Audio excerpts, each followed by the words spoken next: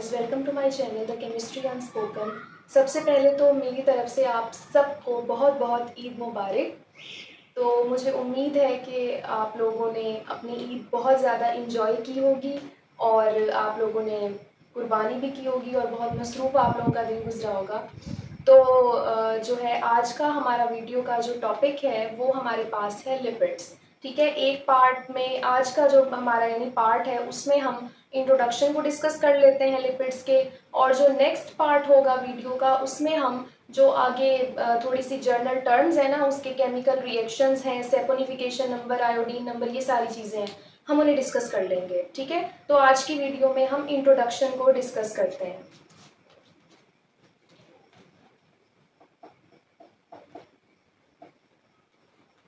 तो सबसे पहले हमारे पास ना लिपिड्स की डेफिनेशन आ जाती है कि लिपिड्स हमारे पास क्या होते हैं। सो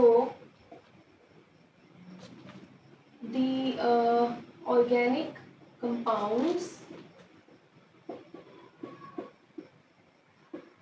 of animal and plant origin। ठीक है, लिपिड्स हमें एनिमल्स और प्लांट्स दोनों से मिल सकते हैं। Which are readily soluble in organic compounds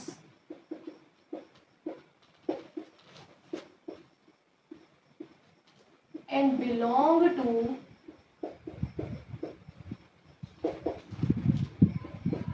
class of heterogeneous compounds।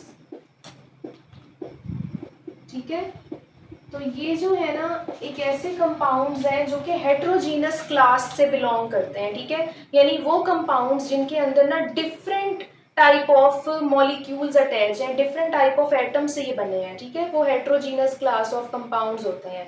ठीक है, जिनमें सेम एटम्स नहीं होते, जिनमें डिफरेंट एटम्स होते हैं। ठीक है, और हमारे पास इधर ये भी बताया हुआ है इस डेफिनेशन में कि ये क्या है, रेडिली सॉल्युबल है ऑर्गेनिक कंपाउंड्स में, यानी कि जो लिपिड्स है ना वो पोलर सॉल्वेंट्स में डिसॉल्व नहीं होते, वो खुद नॉन पोलर होते हैं, तो वो ऑर्गेनिक सॉल्वेंट्स में डिसॉल्व होते हैं जो कि नॉन पोलर हैं। ठीक है, यानी कि लिपिड्स वाटर में डिसॉल्व भी नहीं होंगे।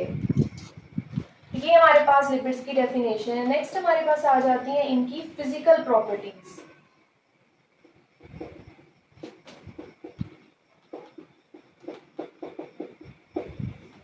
तो फिजिकल प्रॉपर्टीज में हमारे पास नंबर 1 प्रॉपर्टी है कि these are readily soluble in organic solvents। ठीक है, जैसे कि ईथर हो गया, बेंजीन हो गई। ठीक है, तो ऐसे सॉल्वेंट्स में ये ज्यादा सॉल्युबल होते हैं क्योंकि ये नॉन पोलर है खुद भी। These form emulsions when oxidized with water। जब इनको वाटर के साथ ऑक्सीडाइज किया जाता है तो ये इमल्शंस बना लेते हैं, यानी कि लेयर्स बना लेते हैं। आपने देखा होगा जब भी हम ऑयल को वाटर के साथ डिसॉल्व करवाएं तो क्या होता है, हमारे पास ना लेयर बन जाती है ऑयल की वाटर के ऊपर ही, यानी वो डिसॉल्व नहीं होता, उसके अंदर एक लेयर बना लेता है, इमल्शन बना लेता है। ठीक है, तो हमारे पास ये इमल्शंस बनाते हैं। नेक्स्ट हमारे पास है these are poor conductors of heat and electricity. ये पुअर कंडक्टर्स हैं इलेक्ट्रिसिटी और हीट के। ठीक है, क्योंकि ये नॉन पोलर है। नेक्स्ट हमारे पास है दीज आर आइदर लिक्विड्स, ये या तो लिक्विड्स होते हैं, ठीक है, और नॉन क्रिस्टलाइन सॉलिड्स होते हैं at room temperature. Room temperature पे या तो ये लिक्विड की फॉर्म में होंगे या ये नॉन क्रिस्टलाइन सॉलिड की फॉर्म में प्रेजेंट होंगे। नेक्स्ट इनकी प्रॉपर्टी आ जाती है कि these are utilized by living organisms, इनको लिविंग ऑर्गेनिजम्स यूटिलाइज करते हैं।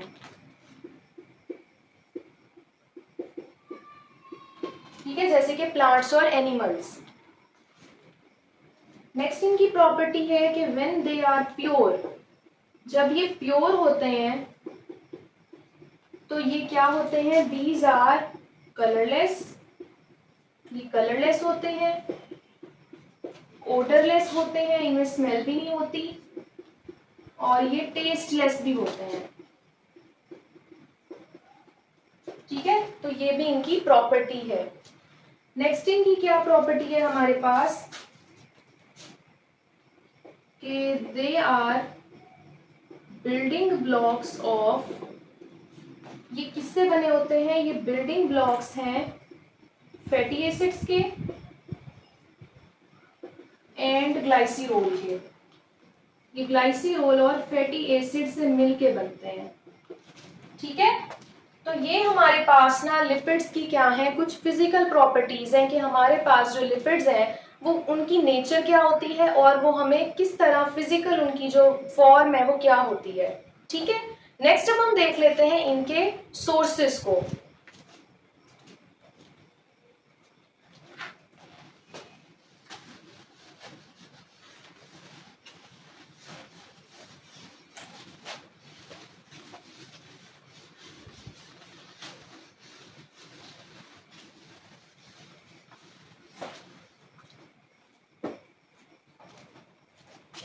नेक्स्ट हमारे पास है सोर्सेस। अच्छा, जो हमने डेफिनेशन में देखा है कि हमारे पास ना लिपिड्स जो हैं उनके दो ही सोर्सेज हैं, प्लांट्स और एनिमल्स। ठीक है, तो अब हमारे पास वो वाले लिपिड जो प्लांट्स से मिलते हैं वो हमारे पास ज्यादातर ऑयल होता है, क्योंकि लिपिड्स दो तरह के होते हैं ना, ऑयल और फैट्स। तो ऑयल जो है वो हमेशा प्लांट्स में से मिलता है, जैसे मस्टर्ड ऑयल हो गया, कॉर्नफ्लावर ऑयल हो गया, ठीक है, यानी इस तरह के ऑयल। उसके बाद हमारे पास जो एनिमल्स होते हैं ना उनमें से हमें फैट मिलता है। ठीक है, फैट्स मिलते हैं। तो ये हमारे पास ना मेन सोर्सेज हैं लिपिड्स के। ठीक है, नेक्स्ट हमारे पास आ जाता है लिपिड का स्ट्रक्चर। ठीक है, स्ट्रक्चर के लिपिड बनता किस तरह है, अभी हमने पढ़ा है प्रॉपर्टीज में कि जो लिपिड्स हैं वो बिल्डिंग ब्लॉक्स होते हैं फैटी एसिड्स और ग्लाइसिरोल के। तो अब हम एक रिएक्शन देखते हैं इधर। ये हमारे पास ना ग्लाइसिरोल है, ठीक है, ये ग्लाइसिरोल है। नेक्स्ट हमारे पास ये एक फैटी एसिड है। ठीक है, अब हमारे पास एक रिएक्शन होगा, ये जो तीन हाइड्रोजन्स हैं, ठीक है, और इधर से ये OH, ये क्या बना देंगे मिलके, वाटर बना देंगे। ठीक है, इधर हमारा एक 3H2O वाटर बन गया। नेक्स्ट जो हमारे पास ये चीज बचेगी CH2O, ठीक है, CH2O, CH2O, ये इसके साथ अब ये वाली जो चीज है ये ऐड हो जाएगी, COOR, COOR और ये COOR। ये जो चीज प्रोड्यूस हुई है ना ये हमारा क्या है, लिपिड है। और ये किस फॉर्म में है, ये ट्राइग्लाइसराइड की फॉर्म में है। ठीक है, अब इसे ट्राइग्लाइसराइड हम क्यों कह रहे हैं वो हम देख लेते हैं। ट्राइग्लाइसराइड की हम डेफिनेशन देख लेते हैं कि ट्राइग्लाइसराइड हम इसे क्यों कह रहे हैं। A triester of glycerol is called triglyceride. ठीक है, अब अगर हम इस कंपाउंड की बात करें तो हमारे पास ना इस कंपाउंड में ना एक तो ग्लाइसिरोल है, ये वाली चीज ग्लाइसिरोल है, ठीक है, ये CH2 वाली। और ट्राई एस्टर हम इसे क्यों कह रहे हैं, क्योंकि ये जो चीज है ये एस्टर बना रही है, OCOOR, तीन एस्टर्स हो गए ना, तो इसीलिए हम इसको ट्राई एस्टर कह रहे हैं, यानी कि तीन एस्टर्स वाला ग्लाइसिरोल, उसे हम क्या कहेंगे, ट्राइग्लाइसराइड। ठीक है, तो हम लिपिड को या फैट को हम जब भी रिएक्शन करते हैं तो हम उसे ट्राइग्लाइसराइड कह देते हैं। ठीक है, नेक्स्ट हमारे पास है नेचर। ट्राइग्लाइसराइड की नेचर की बात करें तो हमारे पास जो फैट्स होते हैं ना, फैट्स के अंदर हमारे पास ना सेचुरेटेड फैटी एसिड्स होते हैं। यानी कि अब हमने इधर जो फैटी एसिड यूज किया है ना रिएक्शन में, वो क्या होगा, वो सेचुरेटेड होगा, उसके अंदर ये double bond triple bond present नहीं होंगे। तो फैट सेचुरेटेड फैटी एसिड से बनते हैं, ठीक है। और जो ऑयल्स होते हैं ना, वो अनसेचुरेटेड फैटी एसिड से बनते हैं। यानी कि उनके अंदर जब हम फैटी एसिड्स का रिएक्शन करवाएंगे ना ऑयल बनाने के लिए, तो उनके अंदर डबल बॉन्ड भी होगा, ट्रिपल बॉन्ड भी होगा, यानी ज्यादा नंबर होगा अनसेचुरेशन का। तो हमारे पास ना जो अनसेचुरेशन होती है ना, वो फैट्स और ऑयल्स के मेल्टिंग पॉइंट के ऊपर अफेक्ट करती है। और मेल्टिंग पॉइंट और अनसेचुरेशन आपस में इन्वर्सली प्रोपोर्शनल होते हैं। जितनी ज्यादा अनसेचुरेशन होगी ना किसी लिपिड में, उसका मेल्टिंग पॉइंट उतना ही कम होगा, ठीक है। और जितनी कम अनसेचुरेशन होगी उसका मेल्टिंग पॉइंट उतना ज्यादा होगा। इसीलिए जो फैट्स होते हैं ना, उनमें सेचुरेटेड फैटी एसिड्स है ना, उनमें अनसेचुरेशन कम है, तो उनका मेल्टिंग पॉइंट ज्यादा है, ठीक है। उसी तरह ऑयल्स के अंदर अनसेचुरेशन ज्यादा है, तो उनका मेल्टिंग पॉइंट जो है वो बहुत कम है, ठीक है। तो ये हमारे पास ना नेचर हो गई लिपिड्स की और ट्राइग्लाइसराइड्स की, ठीक है। कि अगर अनसेचुरेशन के हिसाब से देखें तो हमारे पास ना फैट्स कौन होते हैं जिनमें अनसेचुरेटेड फैटी एसिड्स होते हैं, और ऑयल्स कौन होते हैं जिनमें अनसेचुरेटेड फैटी एसिड्स होते हैं, ठीक है। और फैट्स में सेचुरेटेड होते हैं। नेक्स्ट जब हम बात कर लेते हैं लिपिड्स की क्लासिफिकेशन की, कि हमारे पास जो लिपिड्स हैं उनमें कितनी टाइप्स होती हैं।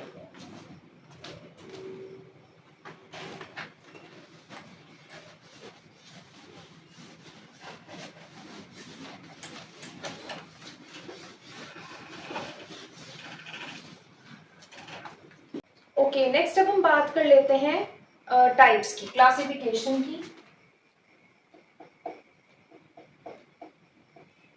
नंबर 1 पे हमारे पास आ जाते हैं सिंपल लिपिड्स।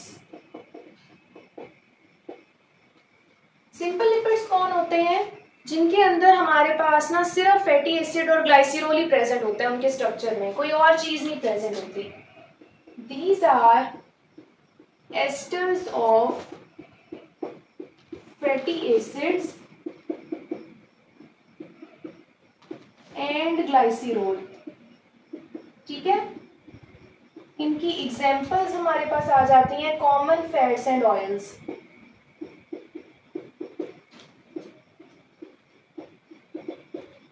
ठीक है, जो कॉमन फैट्स और ऑयल्स हैं, जैसे घी हो गया हमारे पास, मस्टर्ड ऑयल हो गया, सनफ्लावर ऑयल हो गया, ठीक है, इस तरह ये इनमें आ जाते हैं।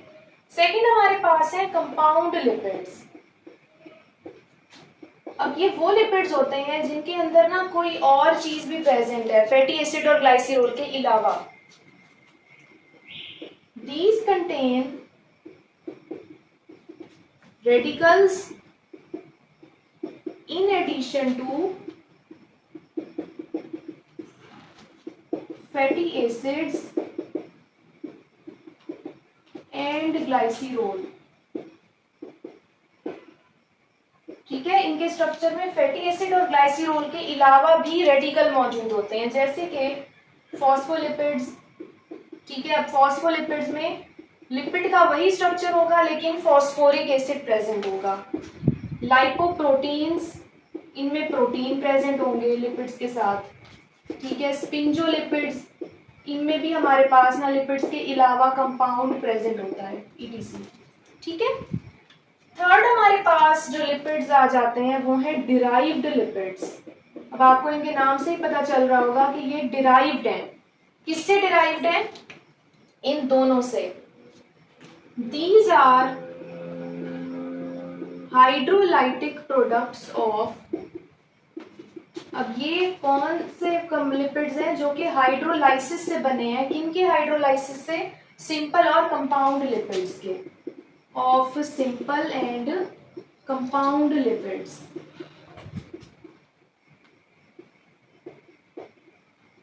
इनमें हमारे पास एग्जांपल्स आ जाती हैं स्टीरॉइड्स की, स्टीरोल्स की, या स्टीरॉइड्स हम लिख देते हैं, स्टीरॉइड्स, विटामिन डी, ठीक है, या हमारे पास आ जाती हैं टर्पीन्स, ठीक है। तो ये हमारे पास ना क्लासिफिकेशन आ गई हमारे पास लिपिड्स की। नेक्स्ट अब हम बात कर लेते हैं लिपिड्स की इंपॉर्टेंस की।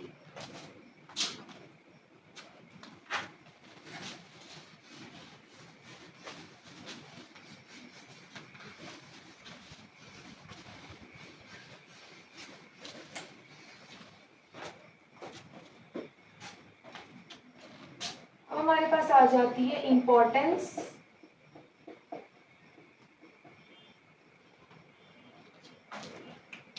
तो लिपिड्स हमारे पास क्या है, ग्रेट सोर्स ऑफ एनर्जी है, ठीक है।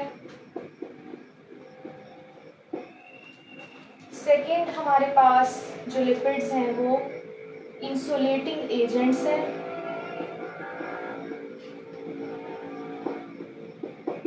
इंसुलेट करते हैं ये हमारी मैमल्स की जो स्किन होती है उसके नीचे जो फैटी लेयर प्रोड्यूस होती है वो क्यों होती है, इंसुलेटिंग इफेक्ट कॉज करने के लिए। नेक्स्ट हमारे पास है ये इंटीग्रल पार्ट है, integral part of protoplasm and cell membrane. जो हमारे सेल की मेम्ब्रेन है और जो न्यूक्लियस की मेम्ब्रेन है उसके अंदर ये बहुत ज़्यादा इनका इंटीग्रल पार्ट है। सेल मेम्ब्रेन का जो स्ट्रक्चर है वो लिपिड्स के बगैर जो है वो इनकम्प्लीट है, क्योंकि लिपिड्स जो है वो उसको सेमी परमिएबल बनाते हैं, ठीक है। नेक्स्ट हमारे पास इनका यूज है कि ये प्रिकर्सर हैं इन फिजियोलॉजिकल कंपाउंड्स। जैसे कि अगर हम इसकी एग्जांपल देखें तो जो कोलेस्ट्रॉल है ना वो प्रिकर्सर है स्टीरॉयड कंपाउंड्स का, स्टीरॉयड्स का, कि अगर हमारी बॉडी में स्टीरॉयड हार्मोन्स प्रोड्यूस करवाने हैं ना तो हम उसको, अगर हम ज़्यादा कोलेस्ट्रॉल ले लें, ठीक है, हमारी बॉडी में कोलेस्ट्रॉल ज़्यादा हो जाए तो हमारी body automatically steroid hormone produce करना स्टार्ट कर देती है। तो बहुत सारे फिजियोलॉजिकल कंपाउंड्स के लिए ये प्रिकर्सर का काम करते हैं। और लास्ट हमारे पास इसका जो यूज है कि ये क्या है, ग्रेट रिजर्वायर ऑफ एनर्जी,